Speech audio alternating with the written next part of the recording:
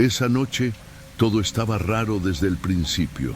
Miguel y yo, como siempre, íbamos en la carretera rumbo a San Luis Potosí. Llevábamos varias horas manejando y las luces del camión apenas iluminaban la carretera estrecha que cortaba la densa selva de la Huasteca Potosina. Todo era sombras y silencio, ni un alma por ahí. El tipo de lugar que te hace sentir que estás solo en el mundo. El camión empezó a fallar. Primero un ruido extraño en el motor, luego unos tirones que nos obligaron a detenernos. ¡Ah, chingado! ¿Qué hora para esto?, dijo Miguel mientras bajaba del camión. Yo lo seguí, aunque no tenía ganas de estar afuera. La noche era fría, pero había algo más, algo que no podía explicar. Era como si la oscuridad tuviera peso, como si nos estuviera aplastando. Miguel abrió el capó y empezó a revisar. Yo me quedé a un lado, encendiendo un cigarro. El silencio era tan intenso que podías escuchar tus propios pensamientos. Pero luego algo lo rompió. Un ruido, como un crujido de ramas en el bosque. Al principio pensé que era algún animal, pero no pude evitar sentir un escalofrío. ¿Escuchaste eso?, le pregunté a Miguel. Él solo se encogió de hombros. Seguro es un pinche mapache.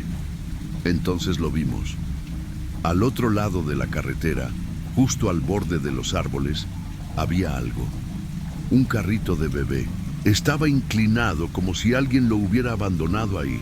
Lo señalé. ¿Qué demonios es eso?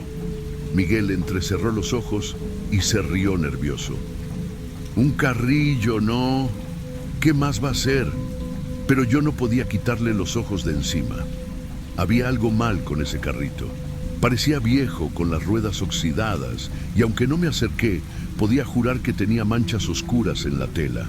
Miguel, siendo el valiente de siempre, cruzó la carretera y se acercó. ¿Estás loco?, le grité, pero no me hizo caso. Está vacío, dijo después de unos segundos, agachándose para mirar mejor. Entonces lo escuchamos. Un llanto. Era un llanto de bebé, suave al principio, como si viniera de lejos. Pero luego empezó a crecer, a hacerse más fuerte, como si el sonido estuviera rodeándonos. Miguel se levantó de golpe y retrocedió. ¿De dónde viene eso?, preguntó, pero yo no tenía respuestas.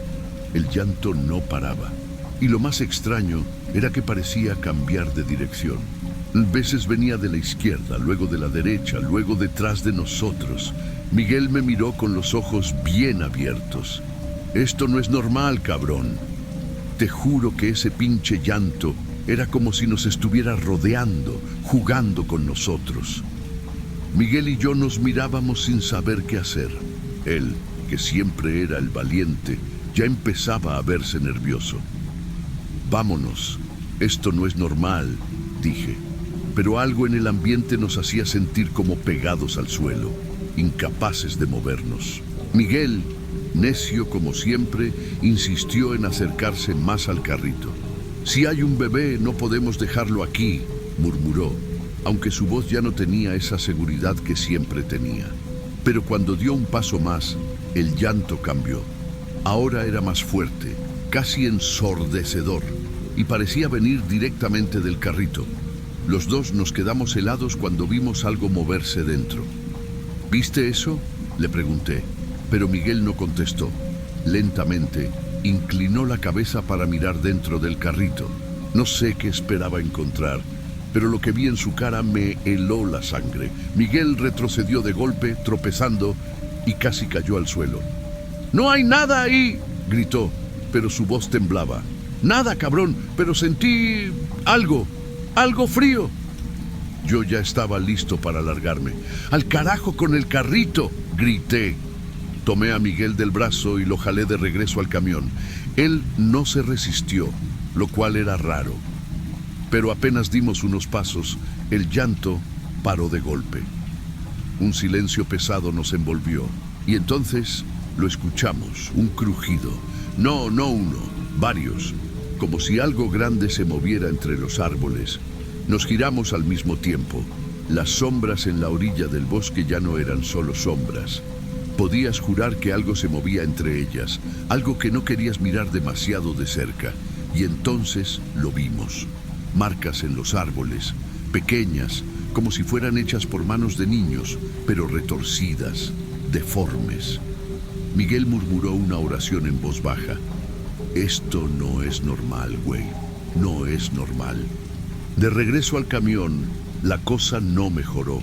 El camino de vuelta parecía más largo, como si las sombras nos estuvieran empujando más lejos. El silencio se rompía con risas, pero no eran risas normales. Eran como de niños, pero con un eco extraño, burlón. Y lo peor, seguíamos viendo marcas en el suelo, en los troncos, marcas que no estaban cuando pasamos antes.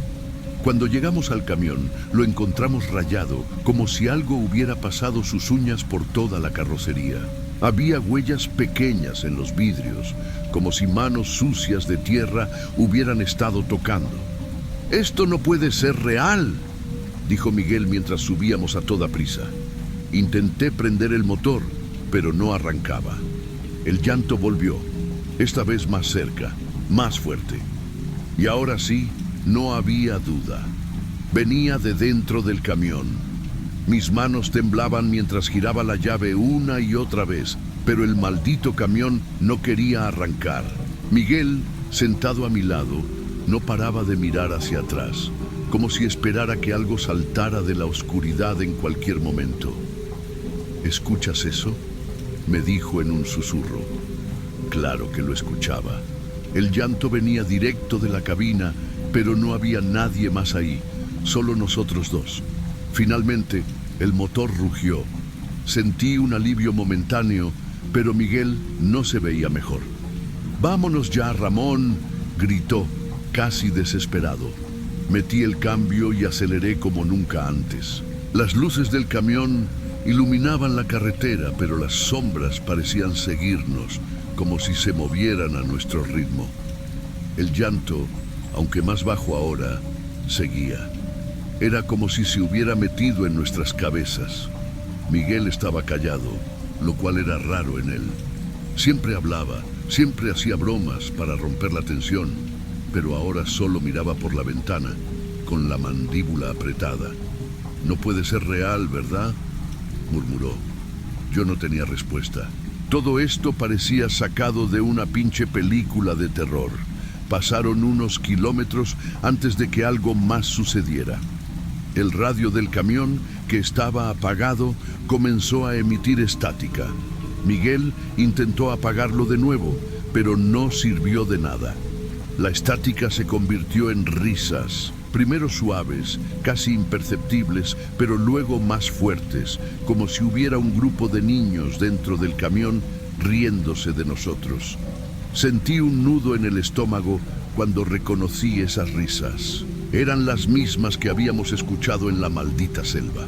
Miguel perdió la paciencia. «¡Basta ya!», gritó, golpeando el tablero. Pero las risas no pararon.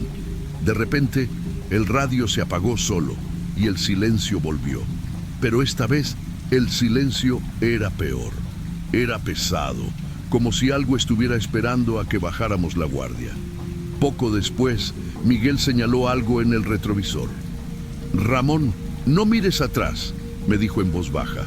Pero, por supuesto, lo primero que hice fue mirar. Lo que vi casi me hizo perder el control del volante. Era el maldito carrito de bebé, justo en medio de la carretera detrás de nosotros. Y no estaba solo. Una figura encapuchada lo empujaba lentamente, con movimientos que parecían inhumanos. No podía ver su rostro, pero sentí su mirada clavada en mí. «¡Más rápido, cabrón!», gritó Miguel. Aceleré todo lo que pude. El carrito y la figura desaparecieron de nuestra vista, pero el miedo seguía ahí, pegado a nosotros como una sombra. Nos alejábamos de la selva, pero algo en mí sabía que no estábamos realmente a salvo.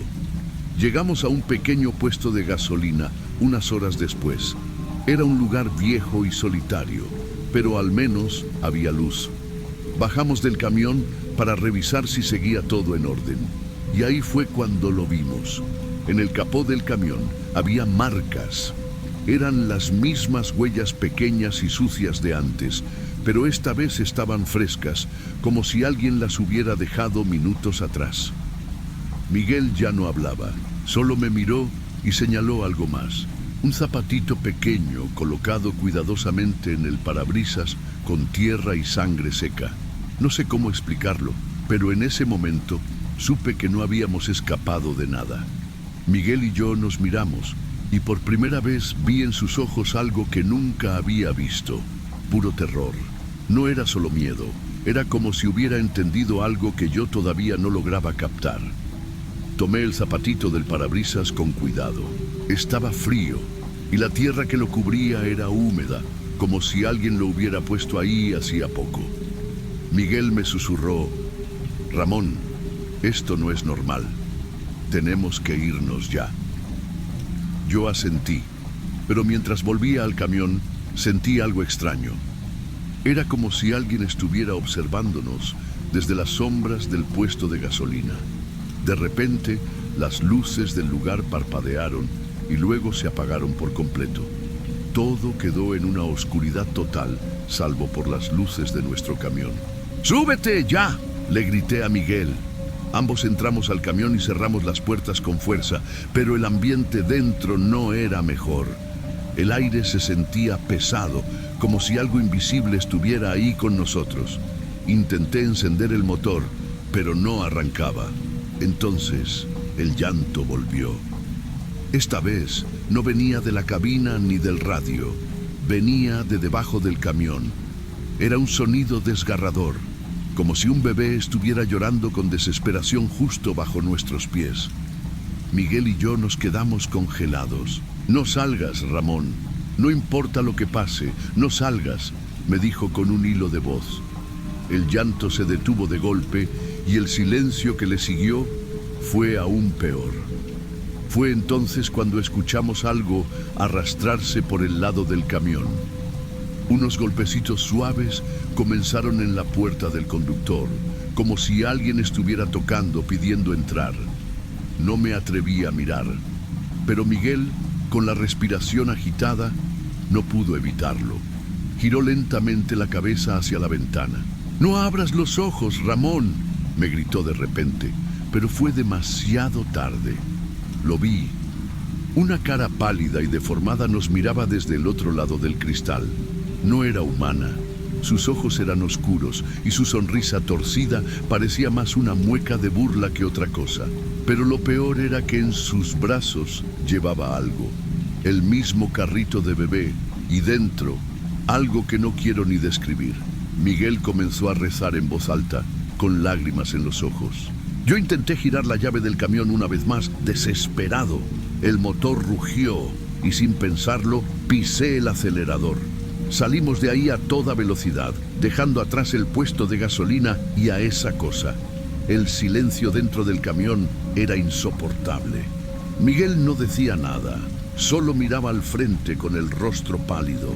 Pensé que al fin habíamos escapado, pero entonces escuché algo que me heló la sangre. Venía de los asientos traseros. Era un llanto, suave, casi imperceptible. Pero ahí estaba, y con cada segundo se hacía más fuerte.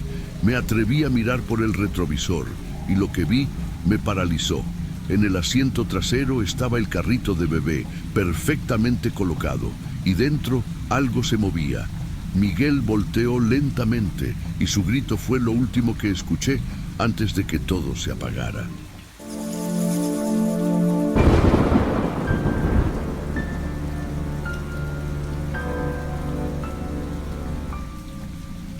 La carretera de La Rumorosa siempre tuvo algo que no me gustaba, pero los años como camionero me habían enseñado a ignorar esa sensación de incomodidad. Era solo otra ruta peligrosa, me decía, una más de las muchas que cruzaba de noche, pero esa vez no era igual. Iba acompañado de mi hija Sofía, quien insistió en acompañarme en esta entrega urgente. Quería pasar tiempo conmigo, aunque sabía que la ruta era larga y solitaria. Ella estaba sentada a mi lado, mirando por la ventana, mientras el paisaje rocoso se deslizaba bajo la luz de la luna.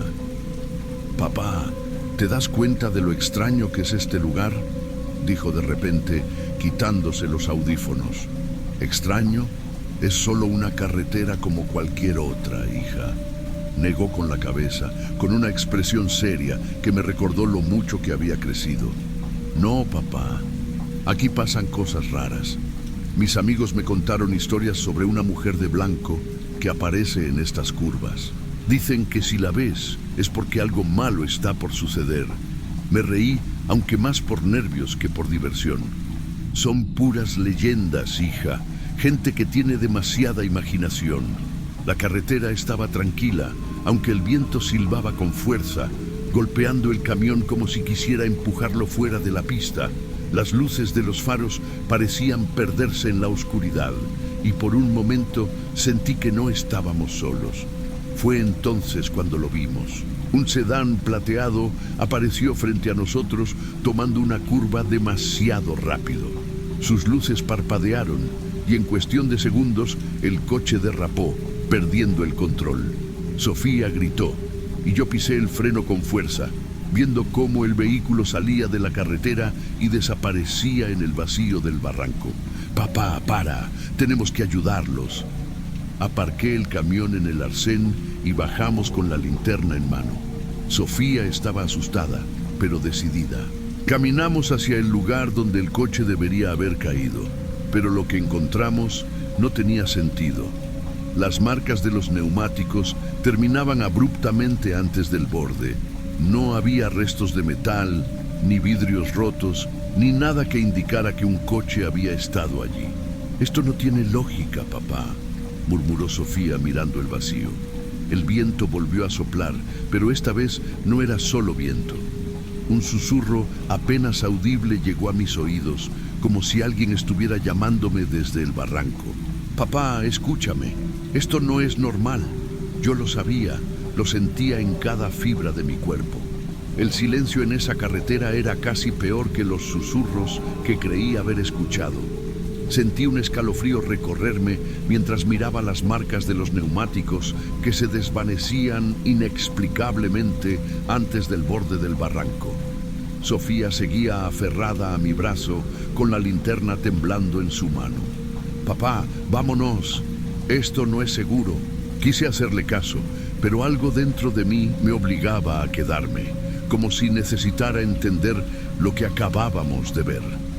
Me acerqué un poco más al borde, iluminando el desfiladero con la linterna.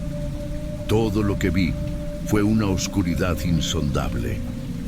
«No hay nada aquí», murmuré, pero mi voz sonó hueca, como si el aire la hubiera tragado. Mientras regresábamos al camión, noté algo extraño en el suelo. Marcas de manos, pequeñas y grandes, como si alguien hubiera arrastrado las palmas sobre la tierra, todas apuntando hacia la carretera. «Papá, ¿qué es eso?», preguntó Sofía, señalándolas con la linterna. «No lo sé, pero no me gusta». Subimos al camión rápidamente y cuando encendí el motor, las luces del tablero comenzaron a parpadear. Algo no estaba bien. La radio se encendió sola, emitiendo una estática pesada, interrumpida por una voz femenina que susurraba palabras ininteligibles. «Papá, apágala», dijo Sofía, su voz temblorosa. Intenté apagar la radio, pero el botón no respondía. Entonces la vi.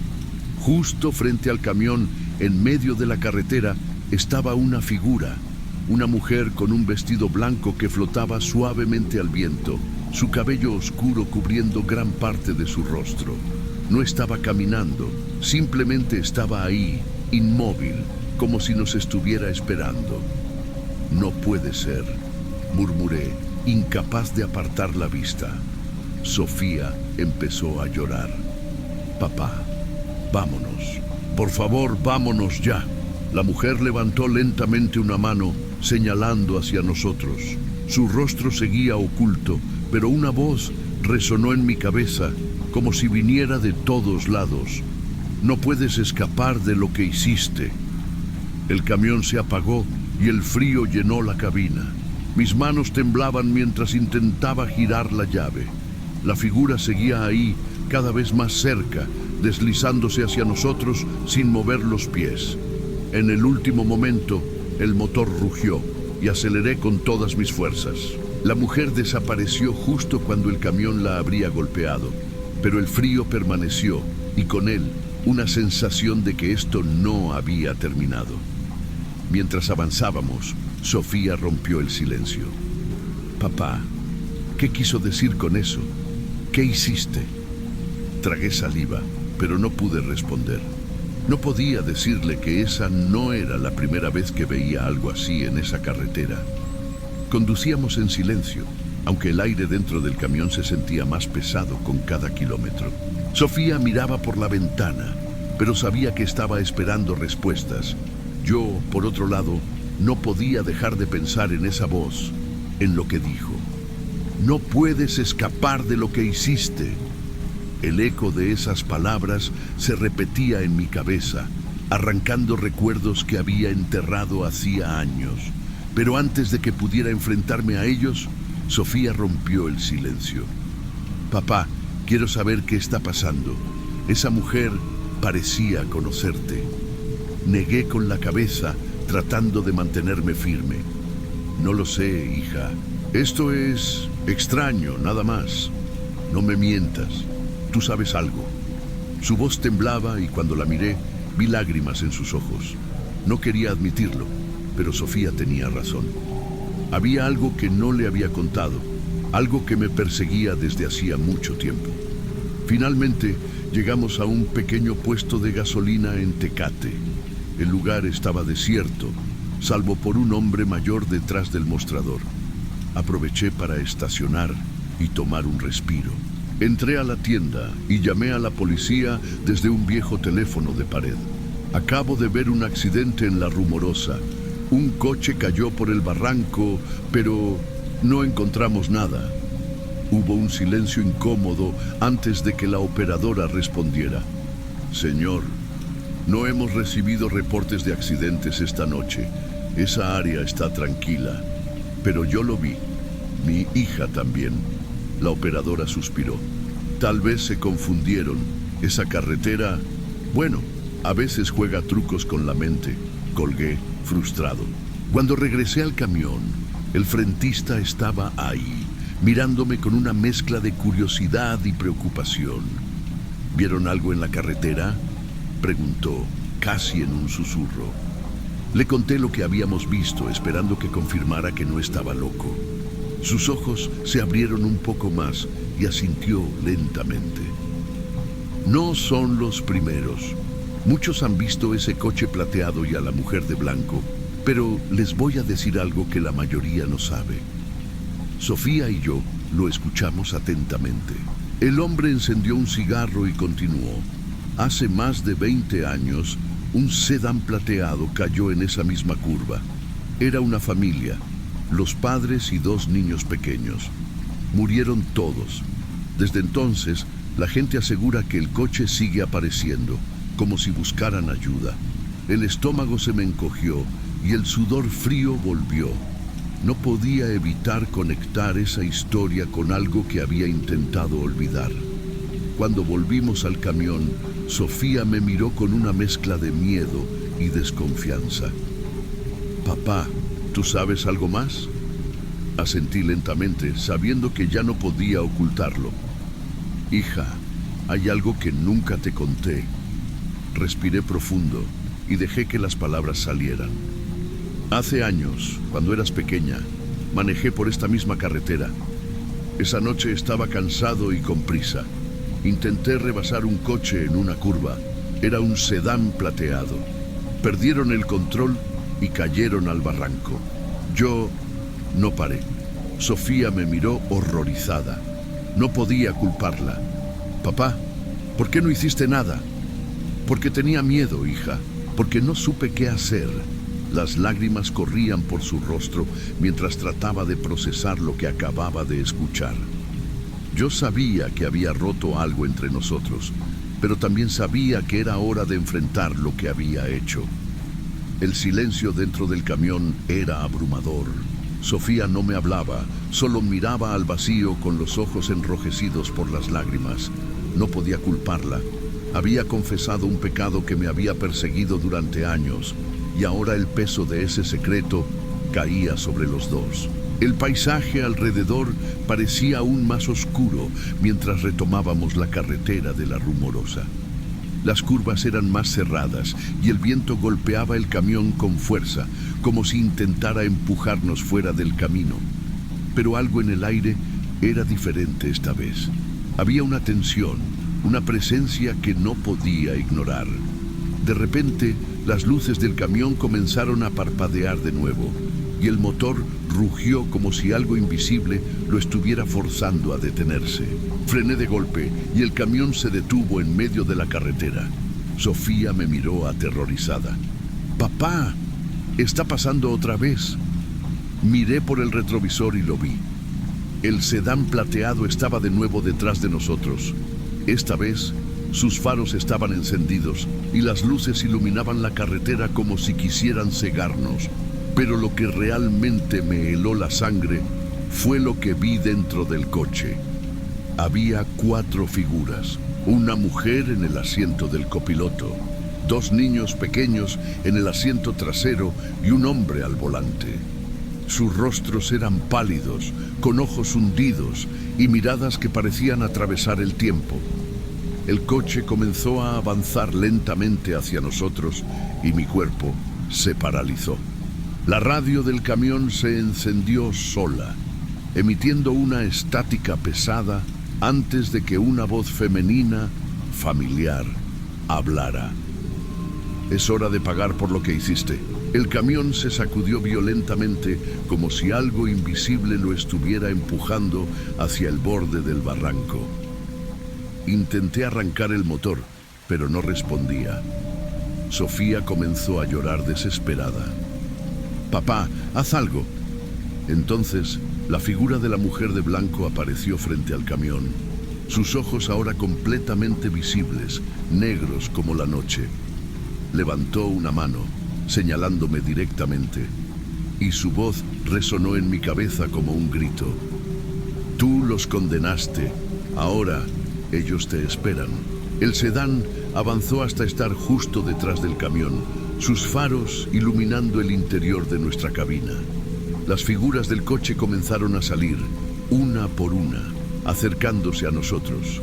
Podía sentir su presencia, fría y pesada, mientras se movían como sombras vivientes. Sofía me agarró del brazo con fuerza. «Papá, tenemos que irnos. Por favor, vámonos». Reuní el poco valor que me quedaba y cerré los ojos, susurrando una disculpa que sabía que nunca sería suficiente. Lo siento tanto». El motor del camión rugió de repente, como si respondiera a mi súplica. Sin pensarlo, aceleré, pasando por la figura de la mujer y dejando atrás el sedán. Pero mientras avanzábamos, sentí que no habíamos escapado realmente. Sofía seguía llorando y cuando miré por el retrovisor, el sedán ya no estaba. Pero la sensación de ser observado permanecía, como si algo invisible nos siguiera en la oscuridad. La radio volvió a encenderse y la misma voz femenina habló una última vez. «Nos veremos en la próxima curva». Conduje en silencio, sabiendo que la Rumorosa no me dejaría escapar tan fácilmente.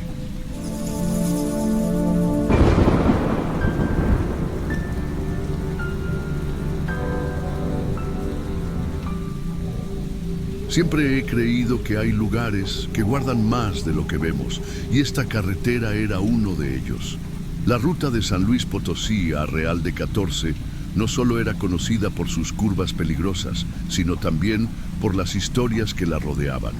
Apariciones, desapariciones, susurros en la noche. Todos los camioneros tenían algo que decir sobre ella. Esa noche yo me convertí en parte de esas historias. Era tarde, casi la medianoche, y la oscuridad parecía devorar todo a mi alrededor. Encendí el radio para romper el silencio, pero de inmediato comenzó a fallar. La estática se mezclaba con lo que parecía una respiración, un sonido apenas audible pero inquietante. Intenté cambiar la estación, pero el dial no respondía.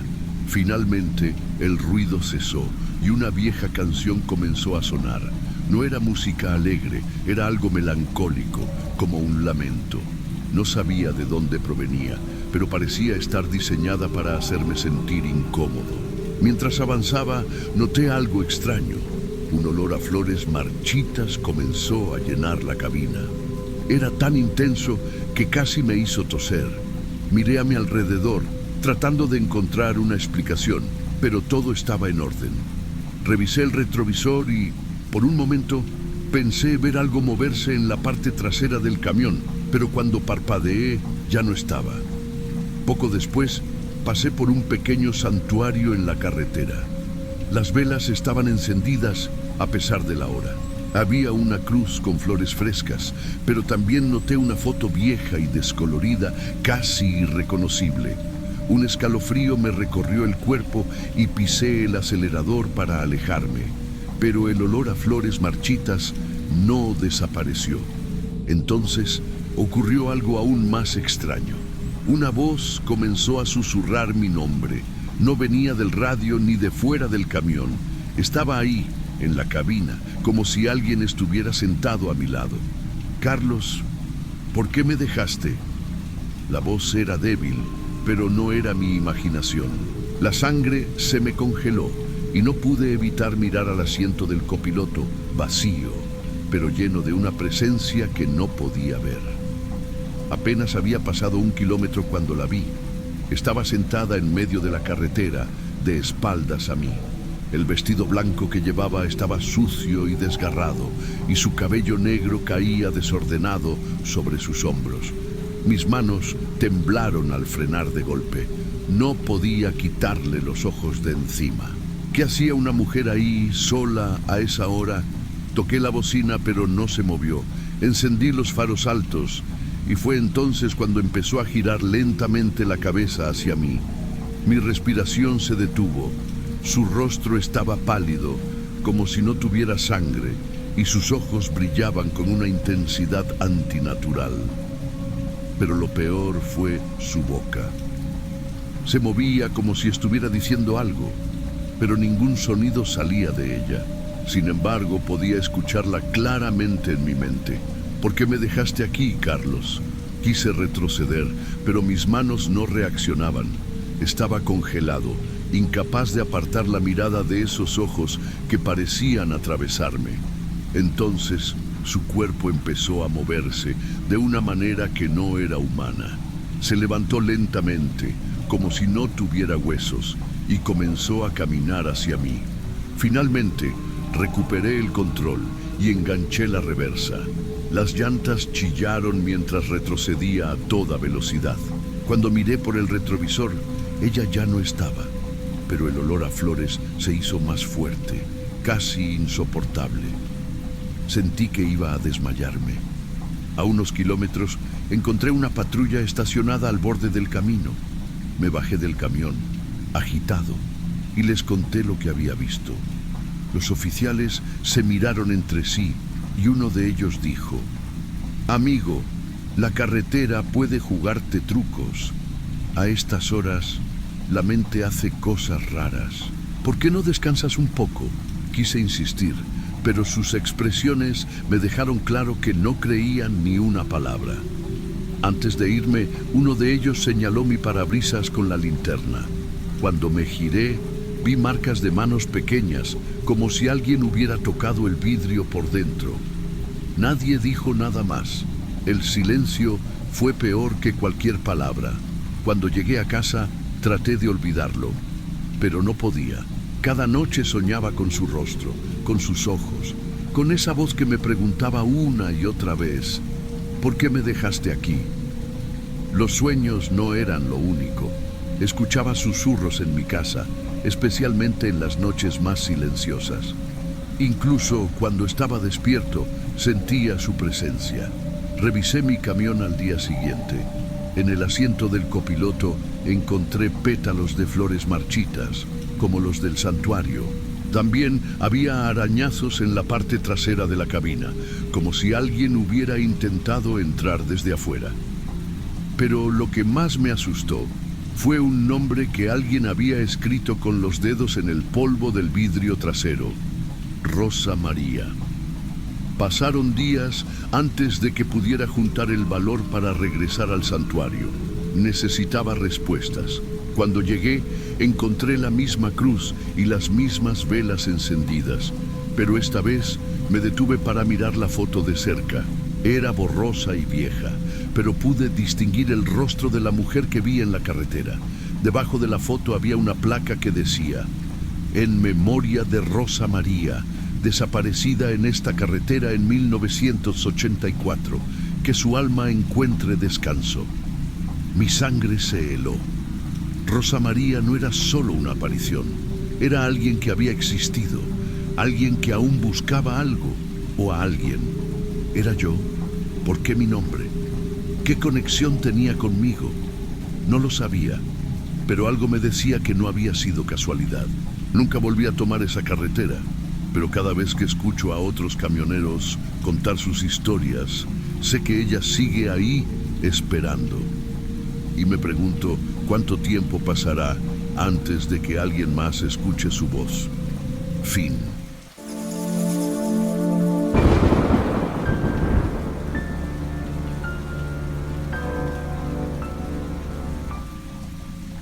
Todo comenzó en una parada de la carretera panamericana, una de esas noches donde el cansancio nos une a todos los camioneros en busca de un buen café y algo de compañía. Yo estaba con Rubén y Ernesto. Sí, el famoso Ernesto que siempre tiene una historia loca bajo la manga, cuando un viejo camionero, al que llamaban Don Miguel, empezó a hablar sobre un lugar maldito. La iglesia abandonada de San Juan Chamula, muchachos. No es cualquier iglesia. La gente dice que está viva, que te ve. En sus ventanas se asoman cosas que no son humanas. Mi compadre Mauricio fue una vez por curiosidad y nunca volvió. Solo encontraron su camión a un lado del camino, pero de él, nada. Ernesto, siempre escéptico, soltó una carcajada. Don Miguel, deje de asustar a los novatos. Apuesto a que solo se perdió y ya. Rubén, más callado, me miró con las cejas arqueadas. «¿Y si vamos a ver?», dijo con una media sonrisa. «No hay nada mejor que una buena historia de miedo, o probar que todo es una mentira». Por dentro, una parte de mí quería decir que no. Había algo en la forma en que don Miguel contaba la historia, en el brillo en sus ojos cansados, que me hizo pensar que no era solo un cuento, pero, como siempre, la curiosidad ganó. «Está bien», dije al final, «pero si salimos corriendo como niñas, es tu culpa, Rubén». La carretera hacia San Juan Chamula estaba cubierta por una neblina tan espesa que apenas podíamos ver unos metros frente a nosotros. El motor del camión rugía mientras Rubén y Ernesto intentaban animar el ambiente con bromas, pero yo no podía dejar de sentir un nudo en el estómago. A mitad del camino, el radio empezó a fallar. Primero pensé que era por la montaña, pero luego noté algo raro. Los ruidos no eran estáticos normales, sino murmullos, como si alguien hablara en un idioma antiguo. ¿Escuchan eso?, pregunté, pero Rubén solo encogió los hombros. Paramos un momento al ver algo extraño al borde de la carretera. Un altar improvisado, con velas negras apagadas, figuras talladas en piedra y flores marchitas. Ernesto bajó para verlo más de cerca. «Esto no parece algo bueno», dijo, y por primera vez en la noche, su tono dejó de ser confiado. Rubén lo ignoró y siguió manejando. «No es más que basura de algún ritual viejo. Vamos, estamos cerca». Cuando llegamos, la iglesia apareció entre la neblina como una sombra gigantesca, oscura y amenazante. Sus ventanas rotas parecían ojos vacíos y la puerta de madera estaba cubierta de marcas de arañazos. «Es más grande de lo que imaginaba», dije en voz baja. Pero antes de que pudiera procesarlo, Ernesto señaló algo en una de las ventanas altas. Allí estaba. Un rostro pálido, con ojos negros y hundidos, nos miraba fijamente. El rostro era imposible de ignorar. Estaba allí, inmóvil, como si nos estudiara. Su piel era de un blanco enfermizo, casi traslúcida, y los ojos, esos ojos, eran pozos negros que parecían absorber la luz. Ernesto fue el primero en reaccionar. ¿Eso es una persona?, preguntó con voz quebrada. Rubén, siempre el más valiente o terco, sacó su linterna y la apuntó hacia la ventana. Nada. El rostro había desaparecido. Un silencio opresivo nos envolvió mientras mirábamos la ventana vacía. Rubén intentó reír para romper la tensión. Debe haber sido un reflejo o, no sé, algo del vidrio. Pero yo sabía que no había vidrio. Esas ventanas estaban rotas. Ernesto cruzó los brazos, inquieto. Sea lo que sea, no estaba en nuestra imaginación. Lo vimos. Rubén, sin dudarlo, avanzó hacia la puerta principal. Si hay alguien aquí jugando con nosotros, voy a demostrar que no somos tontos. Ernesto y yo intercambiamos miradas, pero lo seguimos. No podíamos dejarlo solo. La puerta cedió con un chirrido prolongado. El interior era aún más perturbador que el exterior. Bancos rotos, velas consumidas hasta el suelo y símbolos extraños tallados en las paredes. La iglesia no parecía solo abandonada, parecía profanada. Mientras avanzábamos, Rubén señaló unas escaleras al fondo, o mejor dicho, lo que quedaba de ellas. Estaban destrozadas, imposibles de usar. Entonces, ¿cómo alguien podría haber llegado a esa ventana?, susurré. Nadie respondió. Un ruido seco, como pasos en el techo, rompió el silencio. Nos quedamos congelados. Ernesto se aferró a mi brazo. Dime que eso fue el viento. Rubén, en cambio, avanzó hacia el altar, murmurando algo sobre probar que todo era una broma. En el altar encontramos algo que no esperaba ver. Una cuenca de piedra con un líquido oscuro y espeso. El olor que emanaba era nauseabundo como sangre podrida. Rubén se acercó para inspeccionarlo, pero Ernesto lo detuvo. No toques eso. Esto no es solo mugre vieja. Esto es algo más. En las paredes alrededor del altar, los símbolos grabados parecían brillar débilmente, como si reaccionaran a nuestra presencia. Rubén tomó su linterna y enfocó una inscripción tallada debajo de la cuenca. Guardián de las almas. Nadie cruza sin pagar el precio. No puede ser más claro que esto, dije, sintiendo cómo el pánico crecía en mi pecho. Ernesto comenzó a retroceder, pero antes de que pudiera dar un paso más, la temperatura en la iglesia cayó de golpe. Podíamos ver nuestro aliento y el aire estaba tan pesado que era difícil respirar. De repente lo vimos. Una figura alta y encapuchada emergió de las sombras, justo detrás del altar. Sus movimientos eran lentos, antinaturales, como si no estuviera completamente anclada a este mundo.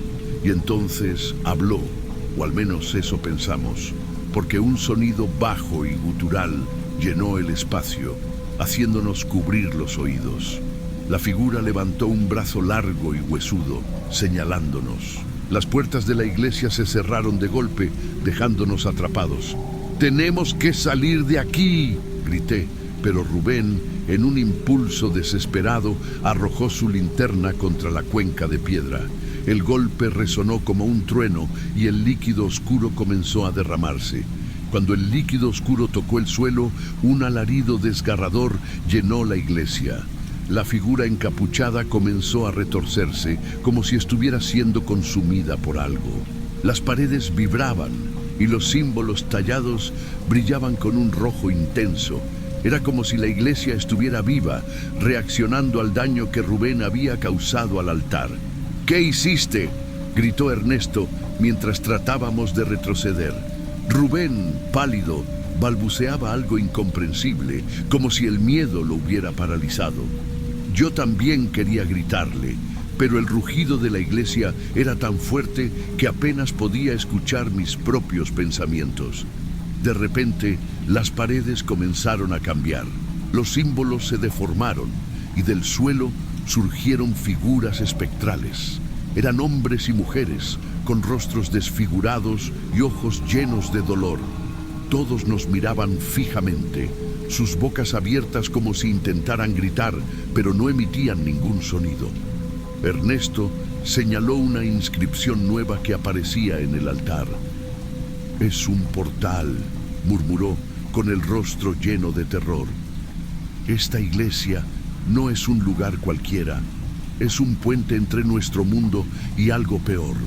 La figura encapuchada dejó de moverse y, por un momento, desapareció.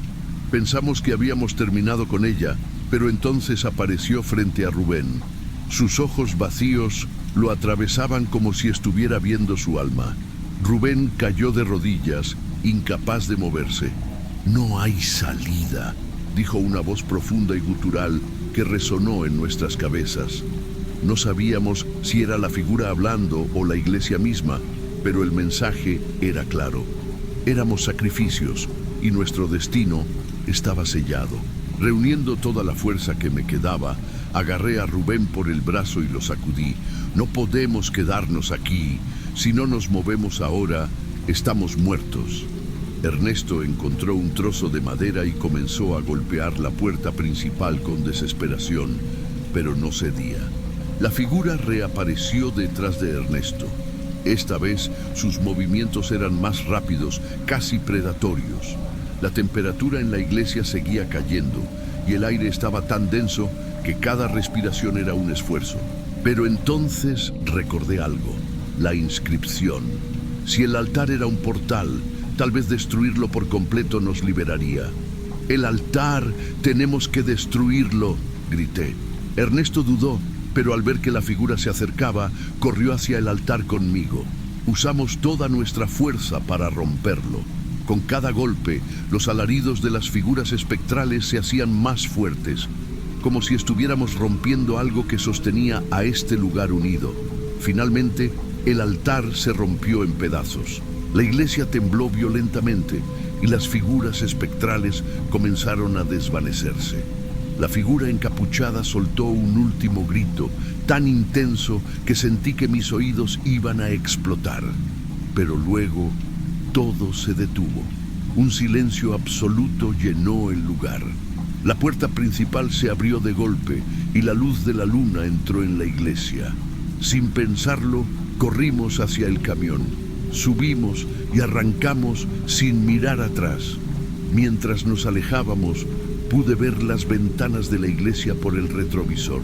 Seguían llenas de rostros pálidos, todos mirándonos, como si supieran que volveríamos algún día. En el camino, el radio volvió a encenderse. Al principio eran estáticos, pero luego una voz conocida resonó. Era Rubén, o algo que sonaba como él. «Esto no ha terminado. Los estaremos esperando».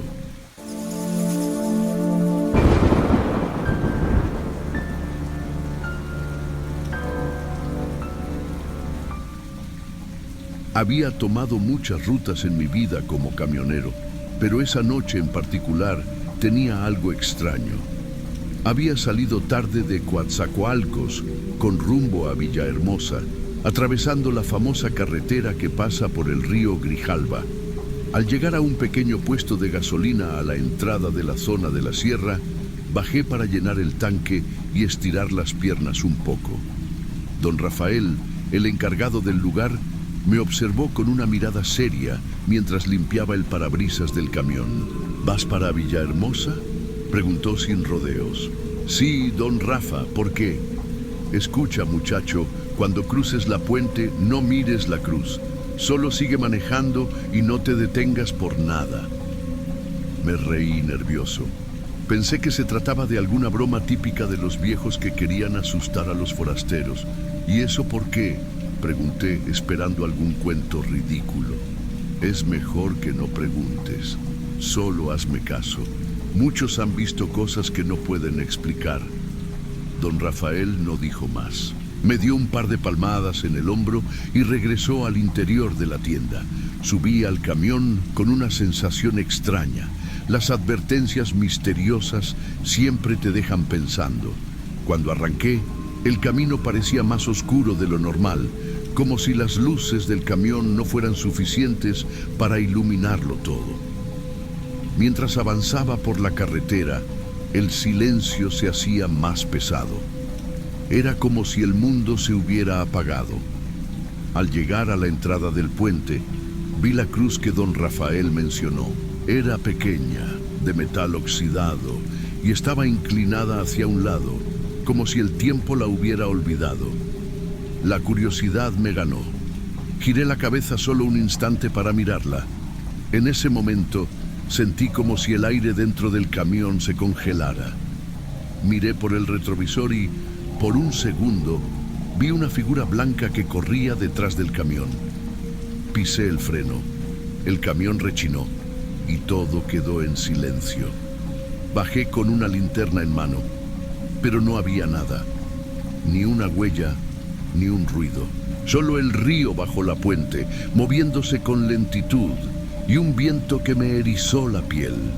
De vuelta en la cabina, intenté convencerme de que todo era mi imaginación. Pero mientras encendía el motor, juraría que sentí una sombra moviéndose entre los árboles al final de la puente. Llegué al siguiente puesto de gasolina más tarde de lo que esperaba. El motor del camión rugía como si algo estuviera mal, pero no le presté atención. En ese momento, lo único que quería era un café y un lugar donde calmar los nervios. Mientras llenaban el tanque, vi a Javier, un colega camionero que también hacía rutas nocturnas. Decidí contarle lo que había pasado. Oye, Javier, ¿sabes algo sobre la cruz que está en la puente del Grijalba? Pregunté tratando de sonar casual. Él dejó su taza de café en la mesa y me miró con los ojos entrecerrados. ¿Qué hiciste, Miguel? ¿Miraste la cruz?, preguntó con tono serio. Asentí con la cabeza y su expresión se endureció. Escucha, esa cruz está ahí por una razón. Hace años, una mujer llamada Sofía vivía cerca de ese río. Su marido era un tipo celoso, un verdadero lunático. Un día, creyendo que ella le había sido infiel, la persiguió hasta la puente. Dicen que la golpeó y que Sofía intentó escapar, pero tropezó y cayó al río. Su cuerpo nunca apareció, pero desde entonces algunos aseguran que su espíritu ronda por la puente. Tragué saliva. La historia tenía sentido con lo que vi. ¿Y qué pasa si la ves?, pregunté, esperando que la respuesta no fuera tan aterradora como mi experiencia. Javier suspiró. Si la ves, no te detengas. No mires atrás. Ella busca venganza y no quiere que los hombres crucen esa puente en paz. De pronto, la noche se sintió más fría y el café que sostenía no ayudó a calentarme. De regreso al camión, el miedo ya había comenzado a apoderarse de mí, pero intenté mantener la calma. Tenía que terminar la ruta y regresar a casa. Al cruzar la misma puente en el camino de vuelta, traté de no pensar en la historia de Javier ni en lo que vi antes. Pero a medio camino, las luces del camión comenzaron a parpadear. Es solo un fallo eléctrico, me dije, intentando convencerme, pero el ambiente cambió de repente. El motor rugió más fuerte, el aire se volvió helado y una sensación de que no estaba solo se apoderó de mí. Entonces la vi. Al principio solo fueron los cabellos negros flotando al lado de la ventana del conductor. Mi corazón se detuvo. Luego, un rostro pálido, con ojos vacíos, se pegó al cristal, mirándome fijamente. Grité y giré el volante por puro instinto. El camión se sacudió, pero no llegó a salirse del camino. Cuando me atreví a mirar de nuevo, no había nadie. Sin embargo, el radio del camión se encendió solo y empezó a emitir un susurro, como si varias voces hablaran al mismo tiempo en un idioma que no entendía. Aceleré, cruzando la puente lo más rápido que pude, mientras el sonido de pasos parecía seguir al camión. Cuando finalmente llegué al otro lado, el silencio volvió. pero sabía que algo o alguien me estaba observando desde la oscuridad. No podía regresar a casa con esa sensación de que algo estaba mal. Mi cabeza seguía repitiendo esa imagen, los ojos vacíos, el cabello negro flotando y esos malditos susurros en el radio. Así que decidí desviarme un poco y buscar una iglesia en Villahermosa. Llegué a una parroquia pequeña, apenas iluminada por unas cuantas velas. El padre Ignacio me recibió con una calma que me pareció casi irreal. Era un hombre mayor, de rostro amable, pero sus ojos mostraban que había visto más cosas de las que probablemente quería recordar. «Padre, necesito ayuda. Algo me está siguiendo», le dije sin rodeos. Él no se mostró sorprendido. Me invitó a sentarme en una banca y escuchó con atención mientras le contaba lo que había pasado en la puente. Cuando terminé, suspiró profundamente y asintió, como si ya supiera de qué estaba hablando.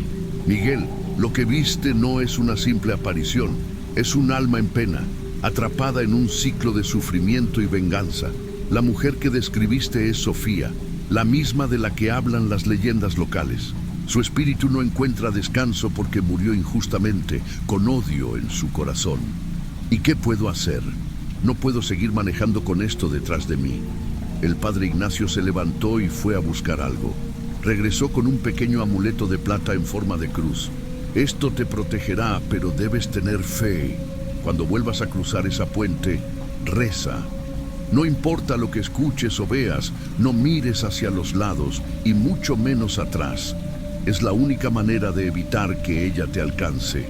Tomé el amuleto con manos temblorosas y le agradecí, pero en el fondo no estaba seguro de que rezar fuera suficiente para detener algo tan aterrador. El viaje de regreso fue el más largo de mi vida.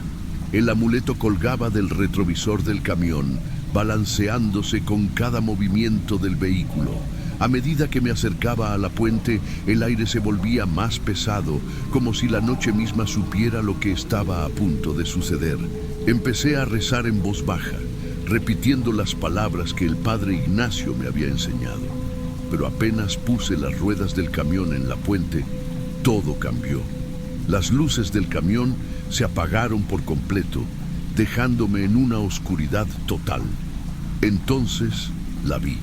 Esta vez no era una sombra distante o un reflejo en el retrovisor. Sofía estaba de pie en medio de la carretera, con su vestido blanco cubierto de manchas oscuras que parecían sangre. Sus ojos vacíos brillaban con un odio que atravesaba el alma. No podía detenerme, no debía detenerme. Aceleré, pero ella no se movió. Cuando el camión estuvo a punto de golpearla, desapareció. «No mires atrás», me repetí desesperadamente. Pero los golpes comenzaron. Algo golpeaba la cabina del camión con fuerza, como si intentara entrar. Sentí el peso de su presencia en la cabina, el aire helado y los susurros a mi alrededor. No sé cómo lo logré, pero seguí conduciendo, rezando y sin mirar atrás. Finalmente llegué al otro lado de la puente y el silencio regresó. Pero sabía que esto no había terminado. Cuando llegué a casa esa noche, el cansancio no me dejó pensar con claridad. Mi cabeza iba a 1000 por hora y aunque había cruzado la puente, el miedo seguía clavado en mi pecho. Dejé el camión estacionado frente a la casa y entré rápidamente. Solo quería darme una ducha y tratar de dormir, pero algo no se sentía bien. Mientras estaba en el baño, sentí un escalofrío que recorrió mi espalda. Me asomé por la ventana que daba a la calle y ahí estaba, el camión. Pero había algo extraño en él. Mis ojos tardaron unos segundos en ajustarse a la oscuridad y entonces lo vi. Las ventanas del camión estaban llenas de marcas de manos, como si alguien hubiera intentado entrar a la fuerza. No eran marcas normales, estaban sucias, como si hubieran sido hechas con lodo, mezclado con algo más oscuro. Tal vez sangre. Di un paso atrás, con el corazón acelerado, cuando escuché un ruido proveniente de la sala. Unos pasos lentos y pesados, como si alguien estuviera caminando descalzo por mi casa. ¿Hay alguien ahí?, pregunté, mi voz temblando como nunca antes. No hubo respuesta. Avancé hacia la sala con cuidado, mi respiración agitada, y entonces lo vi. Una sombra se movió rápidamente hacia la puerta principal. Corrí tras ella, pero cuando abrí la puerta, no había nadie. De pie en la entrada, con la luna iluminando la calle, sentí un escalofrío aún más profundo. En el reflejo de la ventana del camión, pude ver algo que no estaba detrás de mí, pero que claramente estaba ahí. El cabello negro de Sofía flotando al viento y esos ojos pálidos, fijos en mí. Retrocedí lentamente y cerré la puerta. Esa noche no dormí. Y aunque han pasado días desde ese momento, cada vez que estoy solo, siento que ella está cerca. No importa cuánto me aleje de esa puente, parece que Sofía nunca me dejará en paz. Al final, aprendí una lección aterradora. Hay advertencias que no deben ser ignoradas.